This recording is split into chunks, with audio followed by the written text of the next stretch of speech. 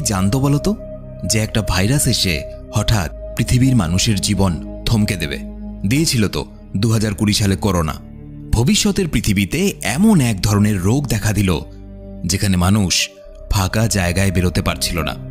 হ্যাঁ, ঠিক শুনেছ, মানুষ যদি ফাঁকা জায়গায় বেরোতো তাহলে মানুষের নাক মুখ দিয়ে রক্ত বেরিয়ে সেই মানুষটা সেখানেই মারা যেত। পুরো পৃথিবী আবার থমকে গেল। মানুষজন যে যেখানে ছিল, কেউ নিজের বাড়িতে, কেউ অফিসে, যে যেখানে ছিল সেখানেই আটকা পড়ে গেল।